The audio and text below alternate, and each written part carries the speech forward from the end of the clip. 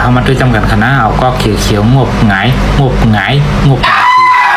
อย่างนั้นแล้วก็เอาม่อนไข่ใส่กันนะ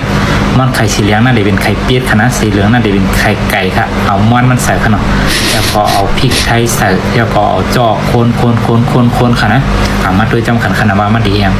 มันบันเข้าเตียกขนมแล้วก็ซอยเวอร์ผักหมี่ซอยหมูดีอย่างเป็นหมูค่ะนะแล้วก็ซอยโหมันมีห่อก็ทุบที่ในกำเดียวขนมลอกไล่กอกเปลือกง่ายๆค่ะนะแล้วก็โถซอยแล้วก็เอามาลวกน้ำไม้ซอยเอามาลวกน้ำไม้ตั้งคิดหลอดค่ะนะโหพักปึกขวางค่ะเนาะแล้วก็ตักขึ้นมาเสิร์ฟหวานเดี๋ยวกอกมาทางกระมุใส่ข้าวสารมันดีอย่างขนาดดีของเขาใส่นึกเกี่ยวอะไรแล้วก็กอกนั้นมางบแถววะมันไกลก็กำมันนะงบลงเดียวเอาง่ายขึ้นมันติเฮ็ดปื้อใส่ข้าวสารมันเดี๋ยวอย่างขนาดดิต่างเจ้าฮะดอกแต่ไว้เจ้าฮะดอกต่างส้มต่อชักจี้ดอกใส่นั่นก็เอากาใส่เนื้อหมูเอาของงูไปดีอย่างขนาดโอ้โหตอนตาเมื่อดีหุงเขาในเมื่อปุ้ยหยาบกินได้อันโลยหมดไหนเอาคนมาสู้กับเอาเปลี่ยนคนมาเด็กโปน่ะนะจะออกมางบในหมอขังอย่างกลมหูขนาดอ่อนดิ้งซอยมือไกลขนาดดิ้งโลกยังไงหมักผิดพักมีคนกับคนม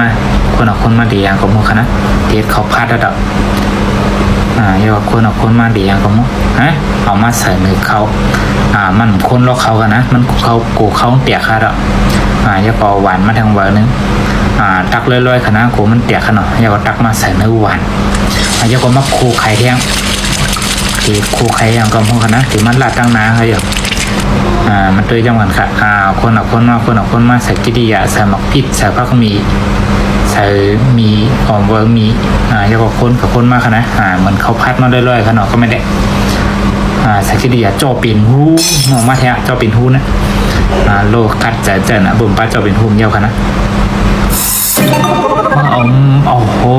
เอามาซับใส่ร้อยให้นันเที่ยงอารมณ์เมื่อไกลมาตักกูมันเตียกเฮ็ดปื้อ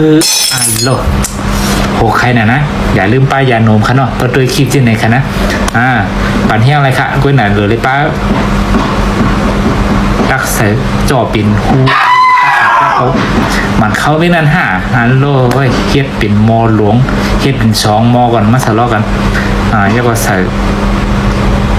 อันกับเขานะมีมะเขือส้มเตียงแล้วก็อย่างโคของพวกนะเขาก็มีปอกกำเตียงในเลยโลเฮ็ดมากตั้งหืนโลตีถือปอกกินกับหัวว่ากินกับกำนี่นะการเฮ็ดเป็น2-3 มอโลสุกสักนะแล้วก็นั่นปีนกาปีนมากก็คือเขียวของมันนะเจ็บหัวค่ะเจ็บหัวคืนหัวไข้เพื่อเก็บจากไหนอย่าลืมแชร์บันไปก็ได้สีเขาตัวจอมค่ะเนาะผักกดไลค์กดแชร์กดติดตามปั่นแห้งใส่ขาจอมค่ะเนาะใหม่สุดค่ะ